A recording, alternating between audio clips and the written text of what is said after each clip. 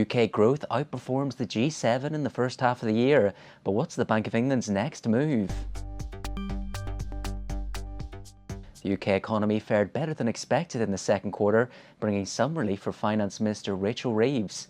But the figures have raised the bar for further interest rate cuts from the Bank of England.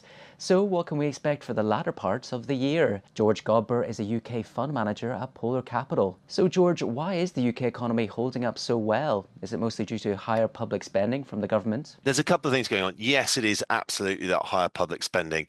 And for the first time, what we've seen is that to date, the government spending has been on just higher wages. They've just been giving public sector pay rises. We haven't actually seen the tax rises that were put in with the budget actually being put to work in terms of project spend. So we've seen a bit of that. That's definitely helped the GDP.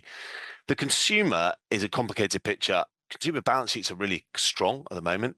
Savings are very, very high. Income growth has been high, but consumer confidence is very low because the consumer is terribly scared of the Chancellor and what she's going to do next. So you're seeing that spending is actually holding up pretty well, especially spending on low ticket items, but spending on bigger ticket items, things like housing, is still sluggish. Well, George, you did mention tax rises and the autumn budget is coming up. Will they be devastating for UK productivity? All tax rises are bad for productivity. You slow activity, you slow business, you slow investment.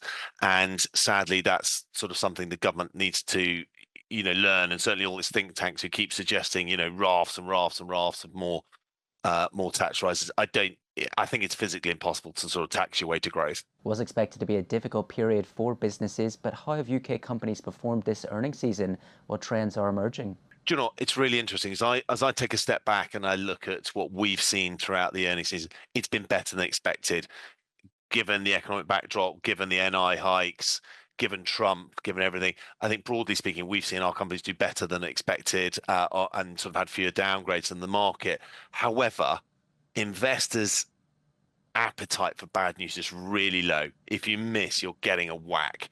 Now, that's not that's not unique to the UK market. We've seen the same sort of thing happening in the States. So it's fine if you're delivering, you'll go and you can, come in line, you can guide up, shares are performing well. Any form of bad news, the market is showing a very, very short temper with. Let's look to next week now, and July CPI figures are coming up. Last month, UK inflation rose to its highest level since January 2024. Does it still have higher to go? I don't think so. What we've seen is a lot of, again, policy-induced inflation. This has been government pay settlements to the public sector.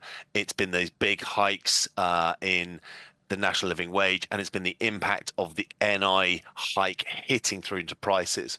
Those effects should fade.